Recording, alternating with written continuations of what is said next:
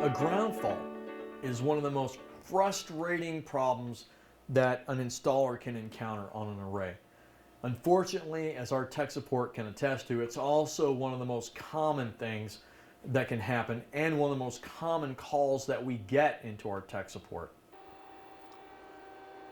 Here we have an inverter with the red light on, which can only mean one thing. There is a ground fault on the PV array. The ground fault detection interrupt circuit has detected more than 1 amp across the fuse and has blown the GFDI fuse. In this example, the GFDI fuse is on a negative to ground system, and we have the GFDI fuse open fault, so the fuse is bad. It has been blown. So what we would do is pull the fuse out, fix the ground fault, and then put a new fuse in, and then we have to perform a commissioning procedure depending on the inverter. Now there are some older inverters that have an older firmware where you must go in and clear the last ground fault. The newer inverters, you don't have to do that. Fix the ground fault, put a new fuse in, then put the fuse back in with the inverter off. Never insert a fuse when the inverter is on. You will blow the fuse every time. So let's run through the commissioning procedure and show you how to clear a ground fault. This is very important because if you find the ground fault, if you replace the fuse, but you don't perform this commissioning procedure, the red light's still going to come on. And we've seen many installers that have had this problem that correctly fixed the problem but did not perform this procedure, and we had one installer that ended up taking all the modules off the roof and performed separate ground fault measurements on each module before he called tech support and realized that he had not performed this procedure. So I have the new fuse. I'm going to ensure that the inverter is off. Once the inverter has completely discharged the capacitors, then I'll put the new fuse back in. Now, a lot of installers will make the mistake of trying to put the fuse in just because the LEDs are out. And that is not a good idea because the capacitors still hold a pretty good charge. For example, put my meter on DC, put my leads in, and here we can see that the LEDs are off, the LCD is dark, and I've still got less than 30 volts. And it takes a while for that voltage to bleed down. And if I was to put the fuse in right now, it would probably blow the fuse. So better safe than sorry. Let the capacitors completely discharge before you put the new fuse in. So we fixed the ground fault. We have the new fuse. The inverter has discharged. Now we're going to put the fuse back in.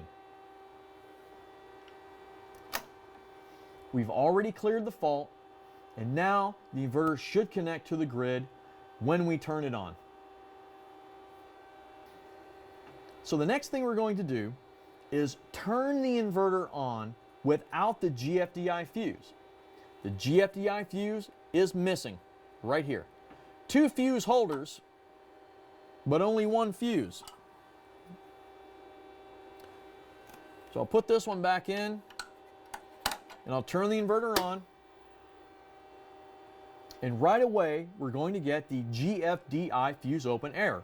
We know that, we expect it because we're holding the fuse in our hand. What this does is clear the last ground fault from the memory so that when you turn the inverter on the next time with the fuse in, the old fault will be cleared out of memory and it will connect to the grid. So leave the inverter on for about a minute, and then we turn it off, wait for the capacitors to discharge, and then put the fuse in. The results of a ground fault are displayed here in this picture showing the disturbance, ground fault detection interrupt, fuse open error. This is what the Sunny Boy will show when there is a ground fault. Because the red light comes on, and because there's an error message in the inverter, a lot of people think that ground faults are caused by the inverter.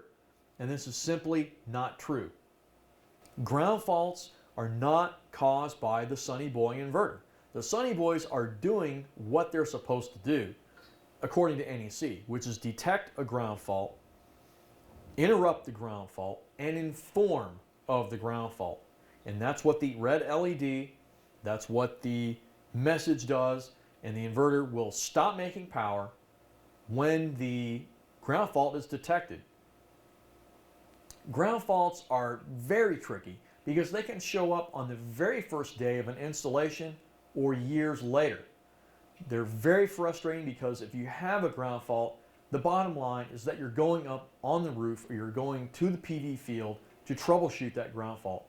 It's also a very dangerous condition because one of those conductors is bonded to the frame, potentially.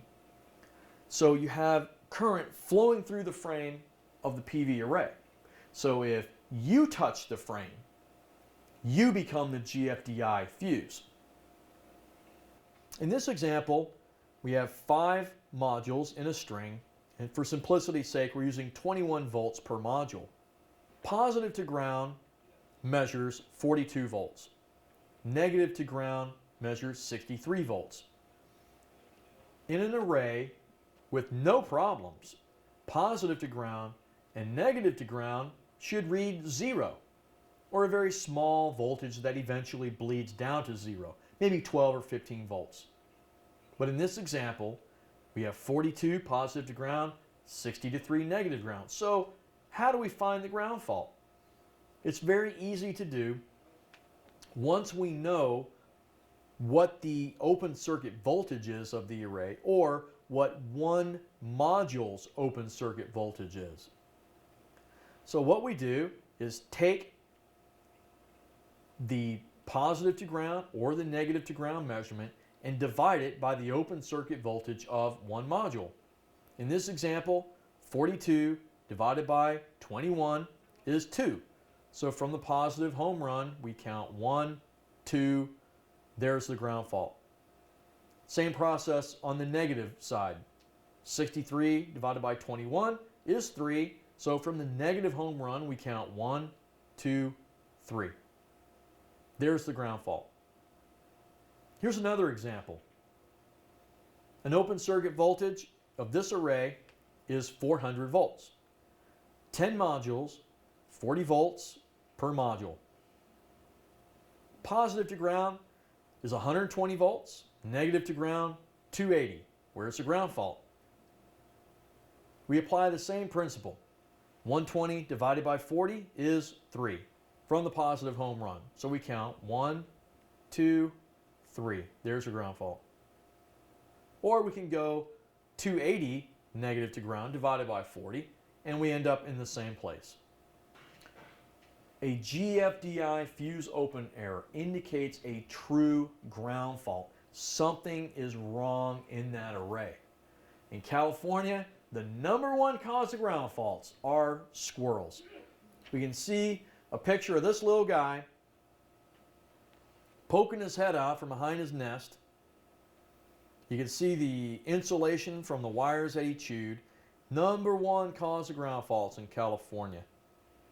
The second most common reason for a ground fault is related to the installers. Poor installation practices usually lead to a ground fault when the array is being mounted.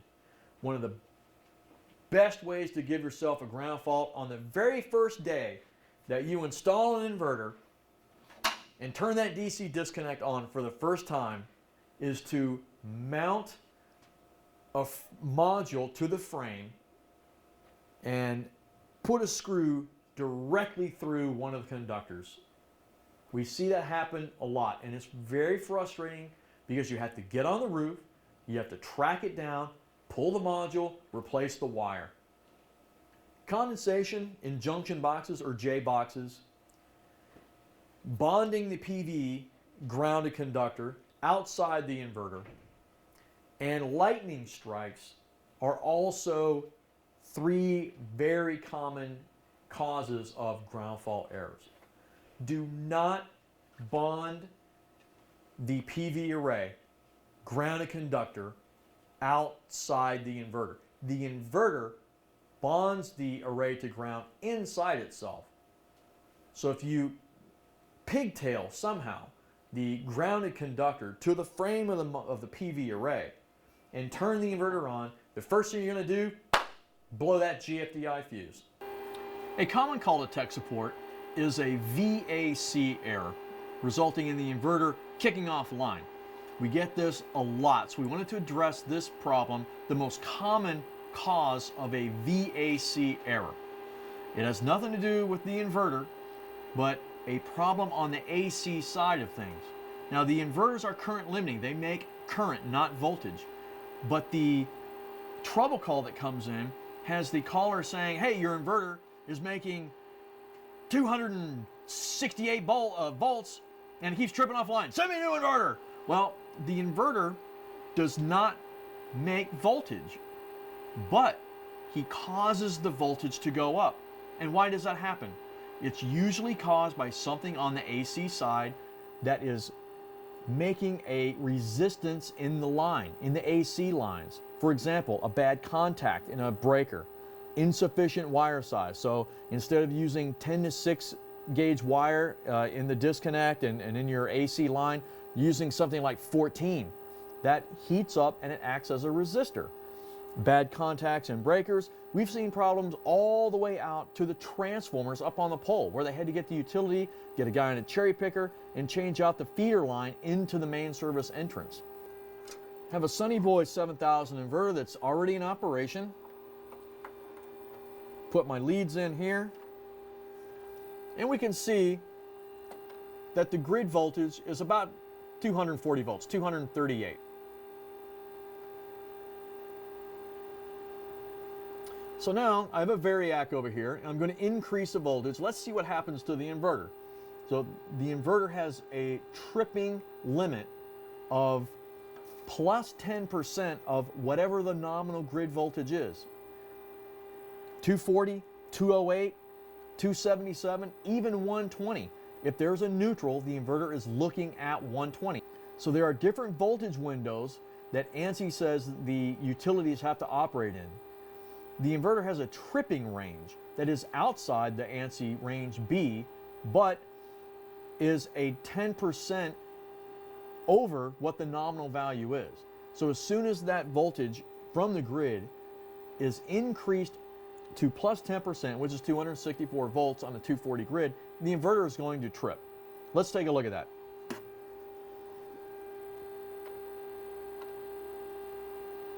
So I'm going to gradually start to increase the voltage. 246, so now we're outside of ANSI range A. 255, 256, now we're outside of ANSI range B. The inverter's still working. It doesn't care anything about ANSI voltages. Let's see what happens.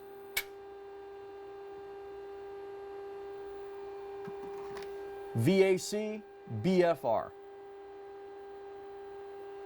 Yellow lights blinking. There's a blink code associated with every error that the inverter could possibly get.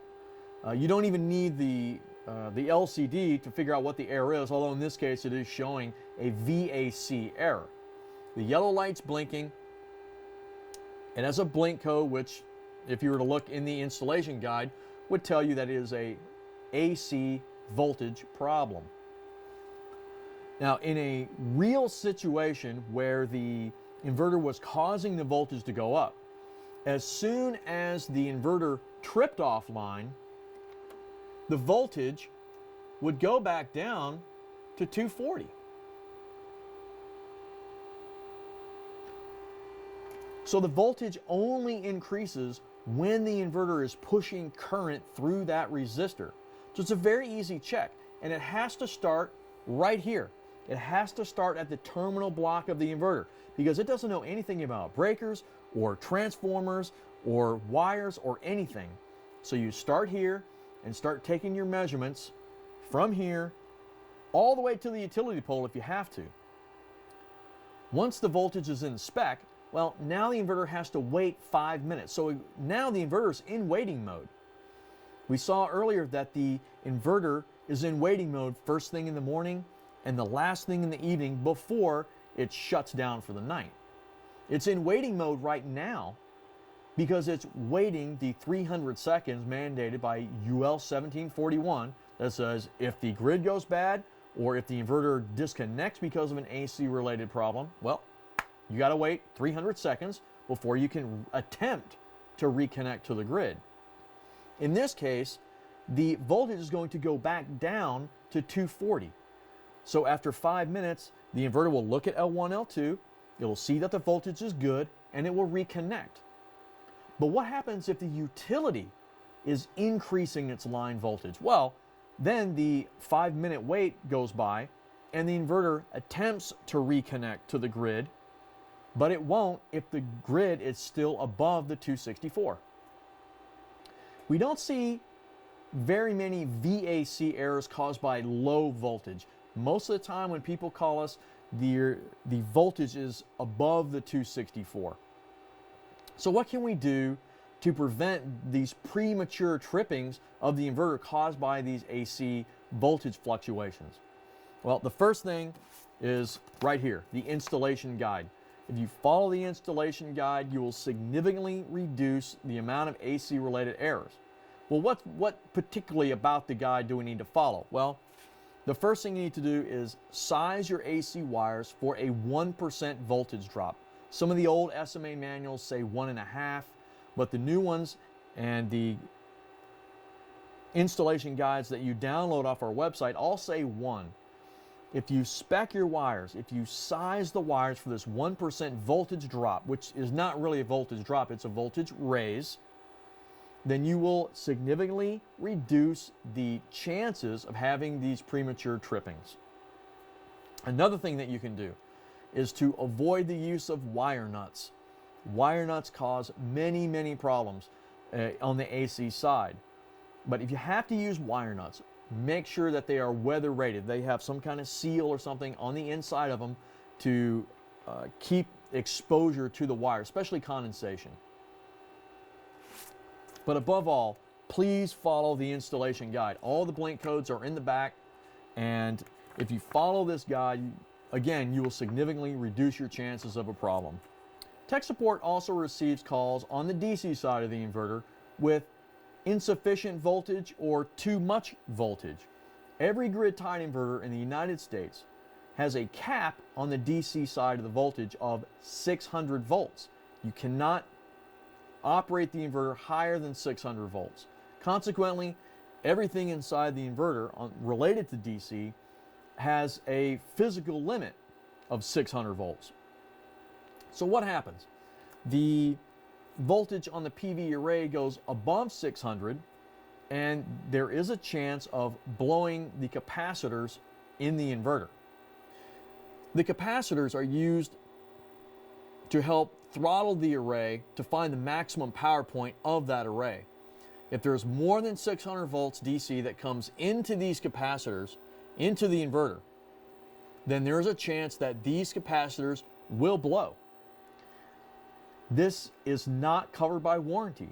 A 600 volt over voltage on the inverter is directly related to an improper design. The Sunny design was not used to correctly calculate the number of modules per string. It doesn't matter how many strings we have. It matters how many modules per string are used. Too many modules, too much voltage, the inverter cannot handle more than 600 volts. So again, we refer to the installation guide, and it is very clear. So now we're going to take a look at what happens if there's insufficient voltage on the DC side. So I put my leads in the DC terminals, and I read 250 volts. An insufficient voltage on the DC side, again, is caused by a flawed design. So in this case, we have too few modules per string. Here we have a Sunny Boy inverter, 250 volts DC, which is not a problem most of the time in a regular startup. We saw in chapter 3, we saw the wake up sequence of the Sunny Boy. And the voltage goes past 250. But what if the voltage never goes past 250 first thing in the morning? What if the DC voltage never reaches PV start in this example? What if it never gets to 300? Then what happens? It's easy. The inverter never connects to the grid. And an inverter that does not connect to the grid is not making power.